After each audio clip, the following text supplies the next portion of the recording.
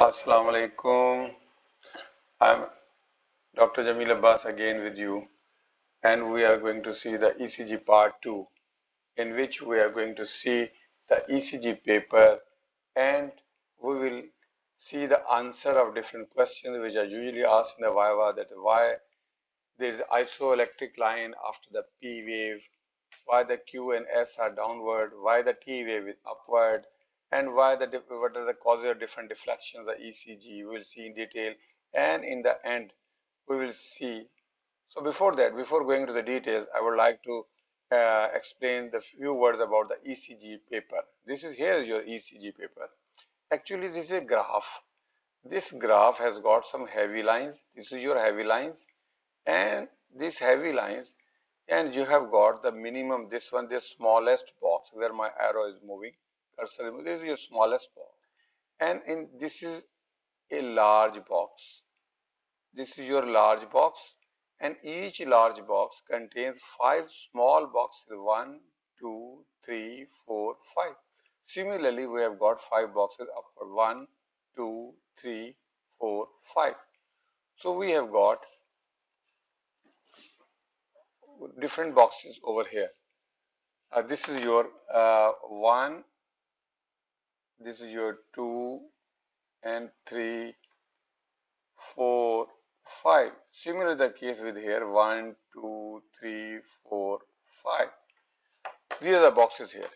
Now we have to consider on the smallest square. This is the smallest square, and each big square, this is a big square, big box, and each have got 5 small squares. We are mainly concerned with the small square. Before that, this horizontal axis, it is concerned with the time, it is concerned with the duration. This is your x-axis, and your y-axis, a vertical, it is concerned with the voltage, the strength of the stimulus, which is actually it is depends upon the potential difference. Here is the timing. On horizontal side x-axis we have got the timing, here we have got the voltage. Now each this small box parameters are a small box which comprises of 1 mm, 1 mm into 1 mm. So height is 1 mm and duration is also 1 mm. So total length of in here is the 1 mm and total height is 1 mm. And this on the horizontal side or on the x-axis, its timing is just 0.04 second. Actually, this 0.04 second is depending upon your ECG machine, whose speed is 25 millimeter per second. That is the speed of your ECG machine, and this timing is divided by that machine speed. So this smallest square having 1 mm over horizontal side of x-axis, its duration is made up of 0.04 second. So if you're going to convert this into a big box from there, so multiply 0.04 with the 5, and you will see that 0.2 second. So 5 mm, 1 mm is equal to 0.04 second, and 5 mm multiplied by 5, you will see the 0.2 second. So if the duration of anything is a big box, then it means it is 0.2 second. This one. This is an example of your PR interval, which is usually not more than this, the big box. It is usually between 3 to 5 small boxes, PR interval. This is just an example for you.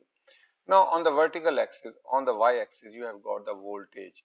This small box contains 0.1 millivolt.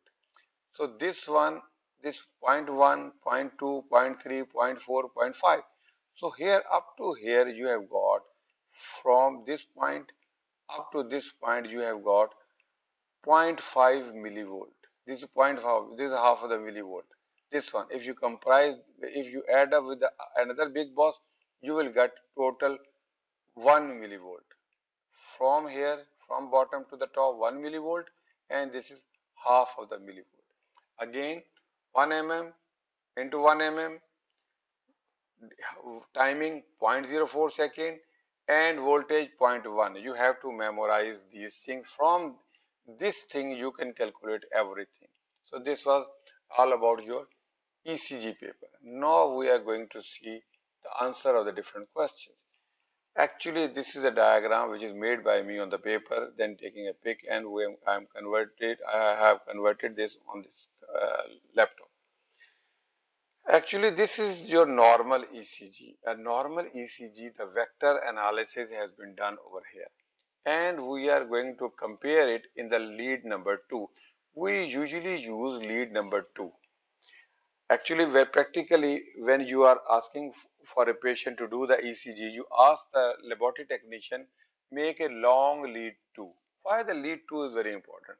Because is lead 2 has got nearly the same axis as your normal axis of the heart. Your normal axis is 59 degree, which is done by the vectorial analysis, while the lead number 2 has got the 60 degree. So it is very close to this one. That's why we usually use lead number 2 to explain all these things. Now, once the impulse is generated in the SA node, the bluish one is generated SA node, it travels in different directions. It travels, these are the purple vectors that is showing that the impulse is moving in this direction, also this direction. But the resultant of all these vectors is the major vector is moving towards the AV node. That's why this AV node, the resultant vector, is moving towards the recording electrode, towards the positive electrode. That's why this area showing a positive wave, that is a P wave. P wave is there because it is resultant vector is moving towards the recording electrode. That's why it is a P wave. Here you have got the positive P wave, lead number 1. Then the impulse enters into the AV node. In the AV node, the speed of impulse is so slow that it cannot be detected. And during that time, we again reach to the isoelectric line over here. Here the impulse is within the AV node. So that's why we have got this isoelectric line. Then we have got the Q wave, the Q wave. Actually, after that, moving, after departure from this SA node, the bluish area, impulse enters into the bundle of phase, the light green area, enters over here. Here the speed of impulse is much more as compared to this area. Here the delay was due to the less gap junctions present over here. But here the speed is much more. So the impulse, after entering into the bundle of phase, it first enters into the left bundle. It enters into the left bundle. And then from here into the left bundle, it moves to the right bundle.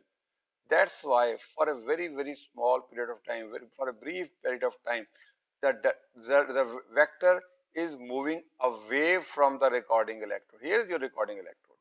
So the resultant vector is moving away from this one. This brief movement of the diversion of the resultant vector away from the recording electrode, it will create a negative deflection. And this negative deflection is shown over here by the Q wave.